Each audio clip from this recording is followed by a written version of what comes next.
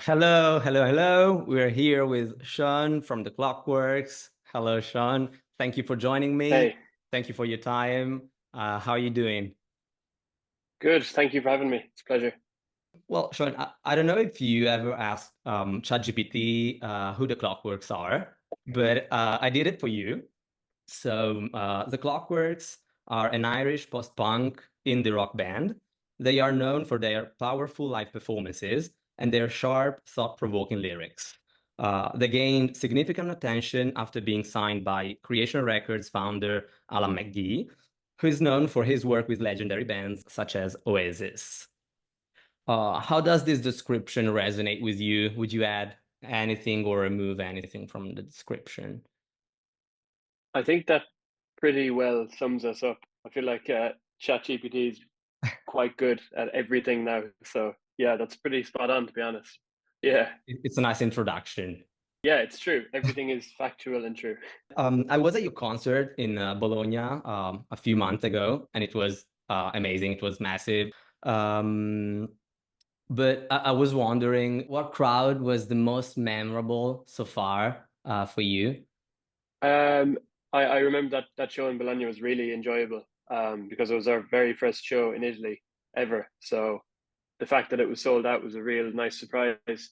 Um, But one show that stands out in particular is Brussels in Belgium. It was the biggest show, probably just because it was the biggest we've ever done under our own name. So it was in a beautiful venue, much bigger than we were used to. And yeah, it was a very kind of special moment that we all hugged each other after the show, which we never do because it was particularly special.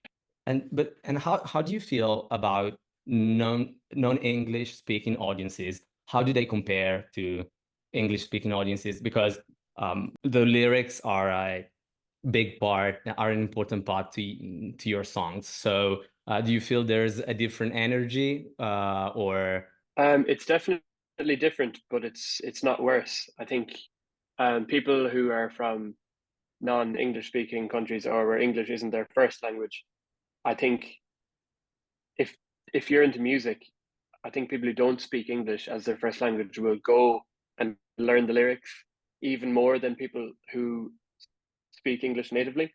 So we notice in Europe, in Italy or in Spain, um, there's a lot more people who know the lyrics, and I assume that's because people are going to find out what they are, you know? yeah, that's what actually that's what I did. Also because there's a whole narrative in your songs, so Yeah. it's not that easy to get it at the first time you listen to it. And that's it's one of the things I like the most about your last album. How did you come up with the album, and what's your creative process? So the lyrics I have to credit to James, who's the singer in the band. He writes all the lyrics himself, and he always has. And he did English in university, and he's always been an avid reader and lover of poetry and stories. And I think that translates because he loves words.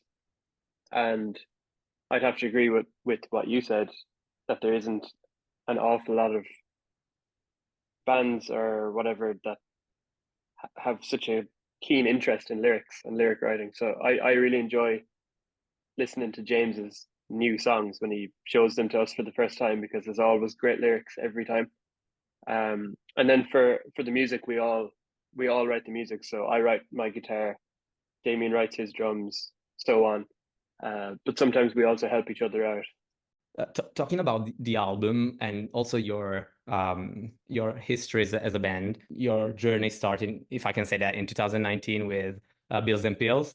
Um, and the journey has been quite intense because then you got last year, so in 2023, Exit Strategy, the latest LP. Looking back on those years, did you imagine you'd end up with such an album? How do you feel about the album? And why some of the songs, some of your singles didn't make it to the album?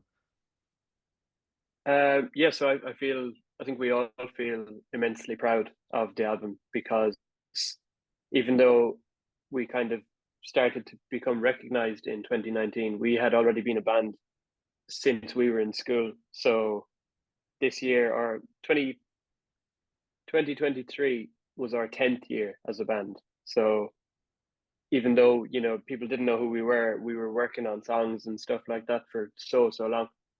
So the fact that it took over 10 years to release our first album will show you how much work that we put into it. And as for the songs that didn't make the album, there were so many. There were so many. There are more songs than people even know that didn't make it. But because of the lyrics and because there's such a strong narrative, certain songs just didn't make sense for the lyrics to flow from start to finish. So maybe one of our songs that people know is "The Future Is Not What It Was," and they're like, "Why is that not on the album?" And the truth is, it just doesn't fit the narrative. So since you've been together for so long, did you experiment with different sounds in the past? Or yes, that's a yes. Yes, yeah, definitely. When we started, it was just me and James, and we just wanted to be like Damien Rice. He's an Irish acoustic singer-songwriter, so we were sort of a mix of that and Mumford and Sons. So we had like Wow. acoustic guitars, no drums. Then slowly we got electric guitars, and then we got drums, and then we got bass, and it just got louder and bigger, and we had to buy more equipment basically. And I would like to ask you about the narrative of exit strategy. I think in the album you explore themes of disillusionment in different forms. So you have side A, Galway, and you have anxieties, fears of living in a small town with a small town mentality, the struggle to earn your daily bread, the idea of going away and find something better.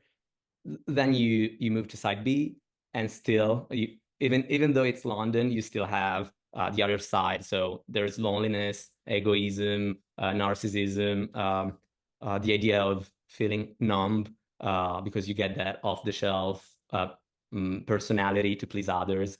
Mhm. Are you all guys so disillusioned, or is it just I don't know why there's such a strong message?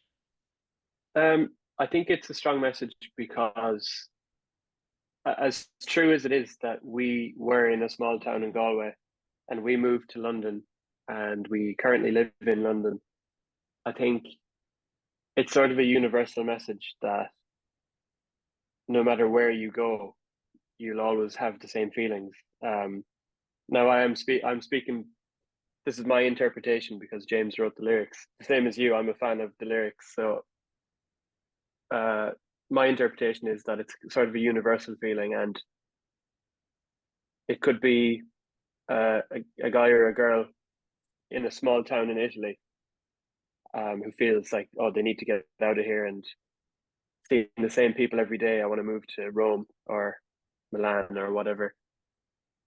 And then you move there and you're lonely and you still feel the same. And yeah, you wonder, do you need to move home to feel comfortable or whatever? Um, yeah, I'm just waffling now, but I think it's a universal thing. Yeah, it's a universal feeling. Yeah, I Yeah, right. totally agree. And if I can ask, feel free not to answer if it's, I don't know, maybe too personal or anything. You usually talk about relationship with alcohol. So like alcohol as a way to escape reality. Is this something like you wanted to express and talk about alcohol because you're surrounded by this kind of mm, behaviors, or is it just I don't know, maybe pub culture in the UK? Um, I think you're probably right in that it's more generally a look at the culture we're in right now, where one feels the need to drink alcohol to connect with people, to lower their inhibitions and to have a good time, and people find it more and more difficult. I don't know, because of social media, to just connect with people in real life without alcohol. You know, it's much easier to go for a pint than it is to go for a coffee and Yeah. just look at someone in the eye. So I think it might just be a look at that. I don't think any of us in the band are necessarily, thank God, struggling with alcoholism. Question about festivals and concerts in general. So Mhm. you had your first European tour at the beginning of the year, and now it's beginning the festival season. You were headlining the Slope stage at Rockwater Festival. How do you feel about this? Because I think it's huge. I love the festival, so Yeah, it's crazy, really crazy. We haven't been there yet, and we've heard amazing things about the festival and the fact that we're headlining a stage, a big stage too. So I'm told, on our first time there is super exciting. Really, really can't wait for that one. I think that's going to be maybe the best one of the summer. and yeah, I don't know, maybe you don't know, but editors, they're very close to the festival. I think they kind of started from there, and so Yeah, they get back to that festival very often, and they feel like as if they were home there. Is right. there a place for you that that is like that? Somewhere you call home and you're happy to go and have a concert? Yeah, probably. I mean, the venue that we started playing in Galway is called the Roisin Dove, and it's where we played our first gig, and it's where we played our second and third and fourth, and up to maybe 100 gigs. You know, our first ones ever, where we were Damien Rice and Mumford and Sons and all that stuff. So every time we go back there, it's really special because we still manage to sell out the venue, even though all of our friends have moved and all of the people we used to know and hang out with there are gone. There's still a new wave of college students that are interested in the band. So yeah, that's a really special place for us. And so, still talking about festivals, how important is it to be present at festivals? Because nowadays, a lot of people say that it is hard to stay in the music industry. What do you think? Yeah, it's extremely hard, from firsthand experience. If you don't come from money, which we don't, you know, if you're just a normal person coming from a normal family who don't have people to support you financially, basically, it's it might seem next to impossible to do. We feel like we're in a very privileged position that we have an agent who can set up a tour as big as the one that we did. It was 45 shows. But with 45 shows comes 45 hotels you need to book, and 45 days where you need to pay for a van hire and diesel and all that sort of stuff. So you really need to be turning over quite a lot of money to make it work. But yeah, festivals are a great way to get the band in front of thousands more people than you would have otherwise. So with the likes of Rock Rector that we're going to play in July, you know, I'm sure a stage of that size at that time, we're bound to get a couple of hundred or a couple of thousand people that wouldn't have heard of us and might come to our show next time we play in Brussels or wherever, Antwerp. It's the best way to enlarge your fan base and make it. Do you think you guys you made it? If you go around, do people recognize you? Did you experience fame yet, or not? Uh, the only place that we would maybe have any feeling of fame is at a Clockworks show. I think as soon as we leave the venue, I don't think anybody knows who we are. But like sometimes you're walking in London and someone will say hi and say they know the band, and that's crazy. You know, even if it's one person, Yeah, it's more that's people than we thought would rewarding. ever happen. Yeah, right, exactly. And also, it sounds like sort of a cop out answer, but from the very beginning, before we had any fans at all, we always prided ourselves in our music and learned to find validation from ourselves and not from other people. So the reason we share our music isn't to be validated, but rather to share what we believe is, good. I don't like saying content, and I also don't like saying art, even though I do believe it is art. But it's sort of Yeah. yeah, Yeah, I think but sharing good stuff. it makes sense, and it definitely worked for you. So, and I'm very happy about it. You deserve it. Thank you so much. Last question about touring. I understood that being on tour can be demanding. So there was not long ago, Miley Cyrus was saying that she won't be touring for long because it's stressful. It's like living in a changing room 24/7. Does it resonate with you, or for you it was the first tour, it was super fun, and it was different?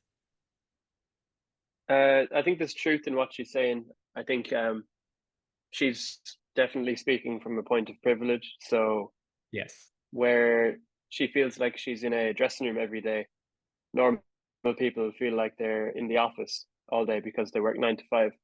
And boo-hoo, people go to work, Yeah. artists go to work, you go to work, everybody goes to work. So it's a job, and it's a job that we love. So I'd rather do this job that we love than be forced to do a job that we don't love. And some days is difficult, but some days in everybody's life is difficult. So I think you just, if you love it, you'll do it. And but how do you, because in my mind, probably personal like relationships with people could be the hardest part because you stay away for a long time. Um how do you manage relationships? Is it easy? Did you find a balance? It's probably the most difficult part, leaving people at home, partners. Um, I think we're lucky to have the partners that we have because they were with us since before anything happened in the band, and they've been with us on the rise, and they understand excuse me, understand how much it means to us. And it's sort of a case of their understanding makes it easier for us to do, because there's no guilt trips, or there's no oh, you said you'd be home, because there's just a total understanding that this is who we are and this is what we want to do. And it goes both ways. When they miss us, we miss them, and Yeah. look forward to getting home and all that stuff. I guess we're close to the end. So I had some like fun questions and a little game to do. Okay. The little game was intended to be done to the whole band, so Right. Okay. I'll just do it with with you. It's all for you. So let's start with the questions.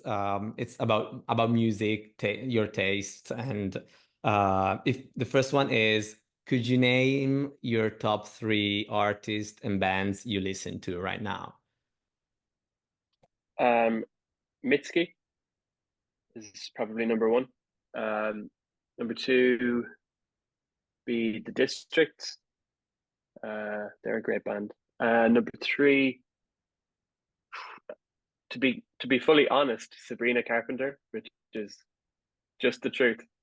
She's a pop artist, so very, very pop, but I just can't stop listening to her new singles. And what's the biggest rock band of all times in your? Queen, Yeah. is that fair? Yeah, it's fair. Yeah, I wouldn't say I just correct watched. because it's an opinion, but Yeah, it's fair, right. and I agree. Yeah. I just watched. The reason I said that is because I just watched Live Aid, the concert, and I just watched Queen's performance of that, and I was like blown away. Yeah. And last question, what's the song you're singing while taking a shower these days? These days. Uh, it's gonna be that one by Sabrina Carpenter for Okay. sure. I'm giving her way too much publicity. Uh, whatever her new one is. Please, please, please by Sabrina Carpenter. Okay. And now we'll move to the game. So I'll read a line of lyrics from one of your songs, and you complete it. So Okay. I have four lines. Oh God. Okay. Let's see what you do. So this one was for you. And I won't be singing it, so I know it's Okay. harder, but the average price for organic lentils. It's advertise me. Yes. Pay half the price for organic lentils. Then fly away by Yes. private plane to the You got it. environmental convention weekend. Yes. Correct. Then this one was for Damien. Um, a curry cheese chips in the hand. Lights guide my feet. Lights There was guide, like, lights guide the way to a seat to a yes. man I don't know. Yeah. Yeah, correct. Yeah, great. Then this one was for Tom. Dennis packed his bag, and I say,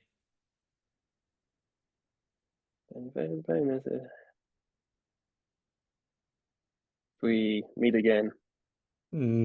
close. Oh wait, God, I only listened to this song like 50 times over the last, like on tour every night. It's Then he packed his hey, bags, and I say, "Hey, why stay in. don't? Oh, why don't you stay instead? The Yes. dreams you had of children don't have to fade away." And the last one that was for James, and it's the hardest one, I think. Okay, The next flight isn't until 2023. Stansted. Next flight is in 2023. God forbid we'd. Yes. With God forbid we'd. C Oh, any is it duty free? I'm nearly there. I'm not there. God forbid we'd see any empathy. Yeah, of course.